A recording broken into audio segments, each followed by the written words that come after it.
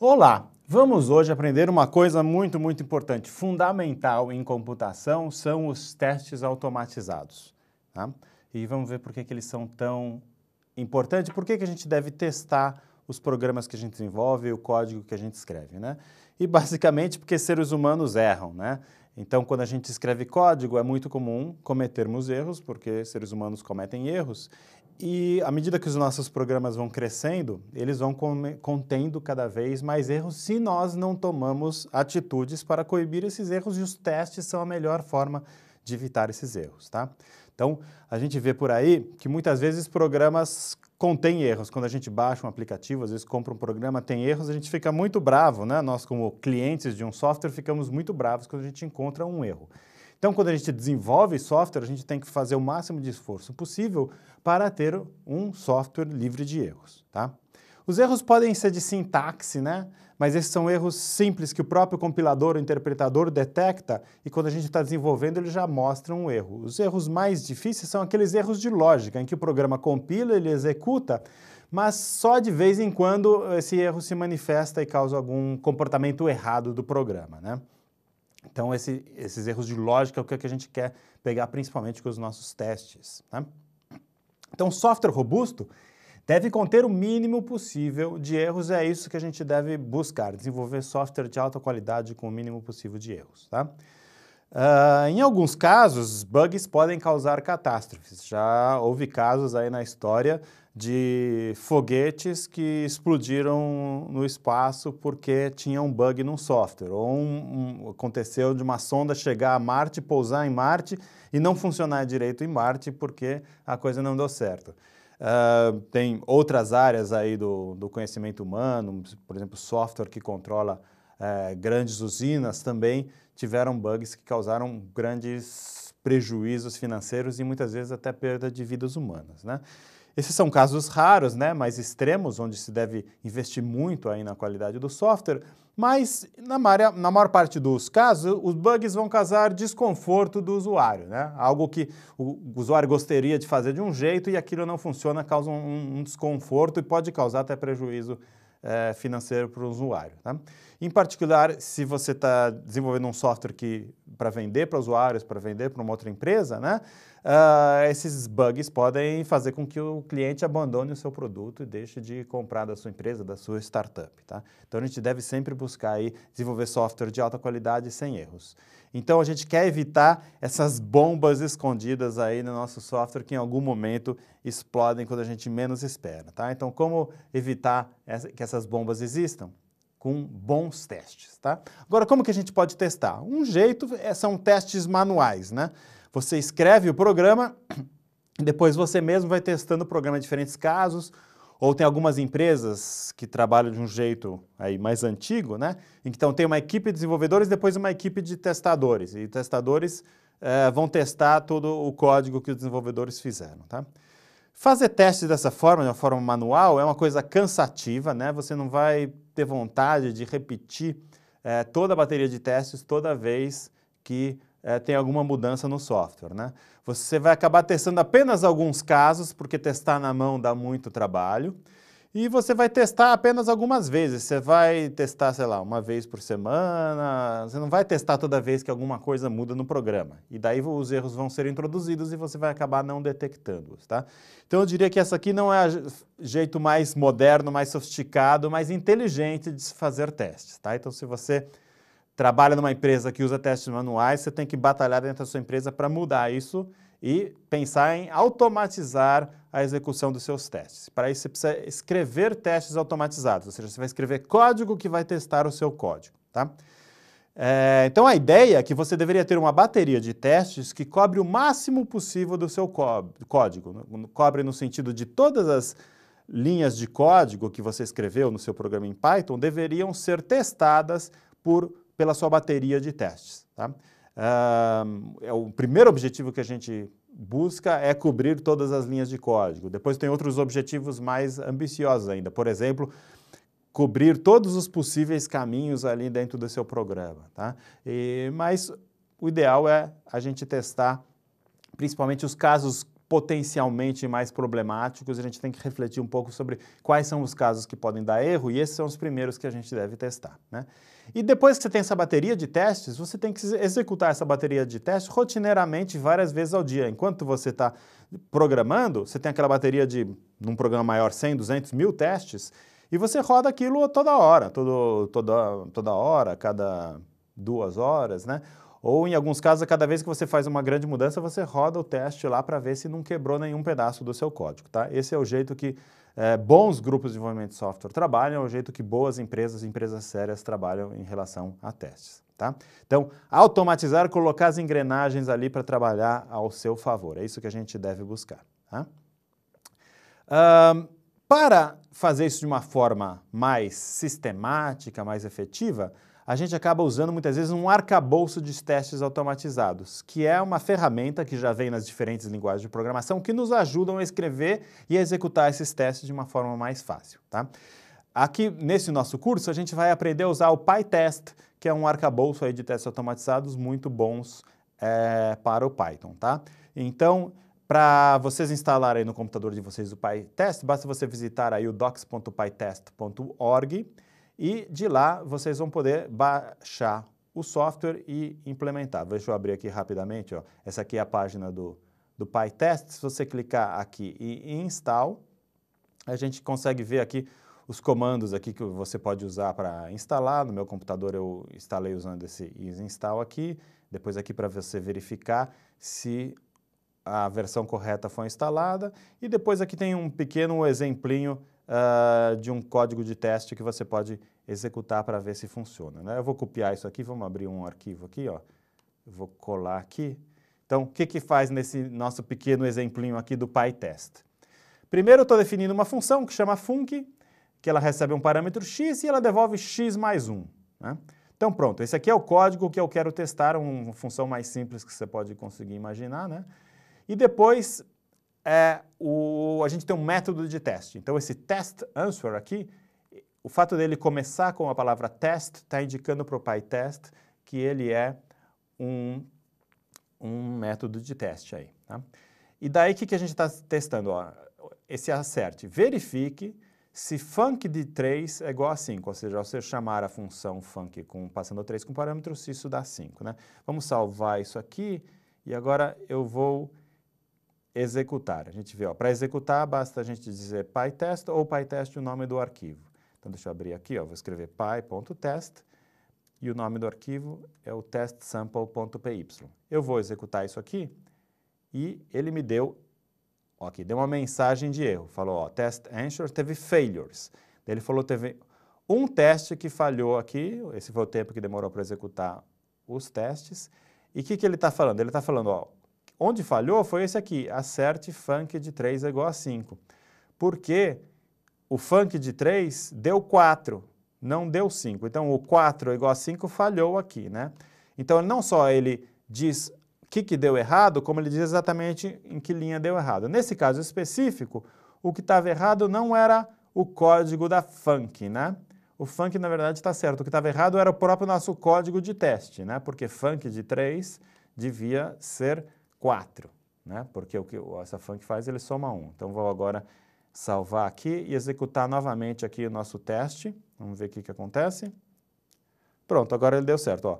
Ele colecionou um item, ou seja, ele executou um teste desse arquivo aqui, e um teste passou, ele está mostrando em vermelhinho, em verde para mostrar que passou. Quando algum dos testes falham, ele pinta de vermelho aqui. Quando todos os testes deram certo, nesse caso só tinha um e deu certo, ele pinta de verde, tá? Então esse é um exemplo mais simples possível de um teste aí que a gente pode imaginar. Mas vamos voltar aqui. Então, esse PyTest, quando a gente executa o PyTest aqui na linha de comando, se eu digitar aqui, ó, o PyTest, se eu executo simplesmente PyTest sem nenhum parâmetro, ele vai considerar, ele vai olhar para todos os arquivos ali no diretório, ele vai buscar todos os arquivos que têm o nome teste sublinhado alguma coisa.py, tá? E ele vai considerar que isso aqui são arquivos de teste.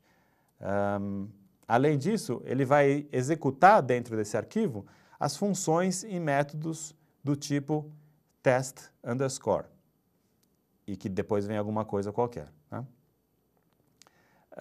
E considera, depois se a gente tiver classes de teste ali dentro, a gente vai ver isso mais para frente, ele vai considerar classes que começam com test asterisco. Tá? Então, mais informações sobre isso vocês podem encontrar aqui nessa site, tem todas as informações sobre documentação do PyTest, que eu sugiro que vocês, depois que fizerem esses 2 vídeos que eu estou explicando aqui como usar o PyTest, que você também dê uma boa olhada ali. Tá? Então vamos aqui fazer um exemplo da função fatorial. Deixa eu abrir aqui uma nova função fatorial, vou abrir aqui um novo arquivo e eu vou chamar, vamos fazer uma função fatorial, por exemplo. Então vamos implementar fatorial de n e vai calcular o fatorial de n. Então, inicialmente, para eu vou usar um while que vai repetindo e vai multiplicando os números de 1 até n e depois devolve esse valor. Eu vou guardar essa multiplicação numa variável fat, que eu vou inicializar com 1, que é o elemento neutro da multiplicação. E eu vou ter um índice i, que vou indo desde 1 até n. Então, o i eu também vou começar com 1. Tá? E daí a gente pode fazer um while, e o meu while vai ser, enquanto o i for menor que n, o que eu faço? Eu faço fat, recebe fat vezes i, e i recebe i mais 1. E daí, quando eu termino de fazer isso, eu simplesmente dou um return fat. Tá? Então, supor que essa é a nossa função fatorial. Daí, como que a gente pode testar? Daí eu vou definir várias funções de teste que começam com teste sublinhado e depois alguma explicação do que eu estou testando. Então, por exemplo, vou testar o fatorial de 0. Como que eu testo isso? Eu faço assert que o fatorial de 0, quanto tem que dar fatorial de 0? Por definição, tem que dar 1. Igual a 1. Opa, igual a 1, tá? Então, esse aqui já é um possível teste. Que outro possível teste? Fatorial de 1 também tem que dar 1, a mesma coisa, né? Daí eu posso testar, por exemplo, um fatorial de um valor negativo, né? Que um fatorial, por exemplo, de menos 10, aí eu preciso definir o que eu gostaria que o programa devolvesse, né? O que eu gostaria é que não desse algo completamente errado, tipo o programa entrar num laço infinito, num loop infinito e travar, né? Mas vamos supor que eu queira que devolva 0 quando é negativo, só para indicar que tem alguma coisa aí errada, né? E depois vamos testar uns outros casos de uns que ele realmente faz algum cálculo. Então, por exemplo, fatorial de 4 tem que dar 24, que é 4 vezes 3 vezes 2. E o fatorial de 5, se não me engano, é 120, né? 120. Tá, então já temos uma pequena bateria de testes que testa vários casos diferentes. Vamos executar aqui para ver o que acontece. Eu vou salvar isso aqui como fatorial. Opa! Fatorial. Eu vou chamar aqui de, como eu já tenho, teste fatorial. Normalmente a gente divide as funções num arquivo e os testes em outro, né? Como estão os dois aqui já misturados no mesmo, eu vou chamar isso aqui de teste fatorial. Salvar. E eu vou aqui executar o PyTest, o meu teste fatorial. Vamos ver o que acontece. E deu alguns erros aqui. Na verdade, ó, 3, aqui está mostrando ó, que 3 dos meus testes falharam e 2 deram certo. Tá? Em particular, vários aqui falharam. Então, vamos ver. Ó.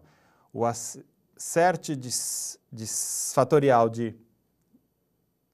Esse aqui, ó, teste fatorial 4, teria que ter dado 24, né? Mas ele deu 6. Está falando que o fatorial de 4 deu 6. Então, peraí, o 6 é fatorial de 3, então ele está faltando, ele multiplicou 2 vezes 3 e não multiplicou o 4. Então, eu estou multiplicando um número a menos, né? Ó, se vocês olharem no teste fatorial 5, é a mesma coisa, né? Ele tinha que ter dado 120, deu só 24, ele não multiplicou pelo 5. Então, está faltando multiplicar pelo n, né? Pelo próprio número n aqui. Então, vamos ver, eu acho que agora, olhando aqui, ó, como eu fiz while i menor que n, o i estritamente menor que n, ele não está executando quando o i fica valendo n, então ele não está multiplicando pelo n em si. Então eu tenho que fazer while i menor ou igual a n, tá? Então, note que a bateria de testes me achou a encontrar casos em que não estava funcionando e, portanto, eu pude ir lá e consertar o caso. Então, acho que eu consertei. Vamos ver, vamos executar novamente aqui. Salvei ali. Executar novamente aqui. Melhorou, ó. Só um deu errado. 4 deram certo e um deu errado. Ele está pintando de vermelho porque um ainda deu errado. E qual que deu errado? Exatamente o fatorial de menos 10, que tinha que ter dado zero. Eu realmente não tinha implementado esse aspecto do fatorial de um número negativo, ter que devolver alguma coisa que faça sentido, né? Então, a gente pode começar fazendo algo do tipo if n menor que zero, return zero. Então, qualquer número negativo, ele vai devolver um zero ali para indicar que não faz sentido essa conta do fatorial do número negativo. Então, vamos ver se dá certo agora, executar novamente. Pronto, agora deu que os meus 5 testes passaram, tá? Então, essa aqui é uma forma da gente começar a escrever uma pequena bateria de testes para testar que a nossa função está funcionando e é o que a gente vai fazer bastante aí ao longo desse curso. Nos trabalhos que vocês fizerem, é sempre muito saudável você escrever uma bateria de testes, tá? Resumindo mais uma vez, então, o que você deve fazer quando você escreve o seu programa é pensar cuidadosamente nos casos em que seu programa pode falhar. E daí, você vai escrever testes para esse caso em que o programa pode falhar.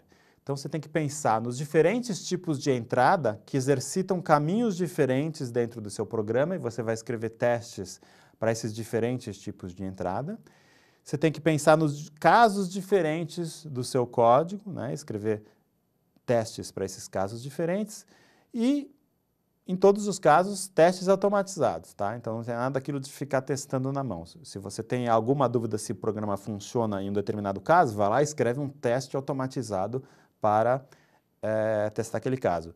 Se você está usando o seu programa e descobre um erro, um bug no programa, um usuário seu descobre um bug no seu programa, você não vai lá e conserta o bug. Você primeiro escreve um teste automatizado que vai expor aquele bug e daí sim você vai consertar o bug. Porque dessa forma, na sua bateria de testes vai ter aquele bug, uma proteção contra que aquele bug apareça novamente no futuro, tá? Então é isso. Testar, testar, testar.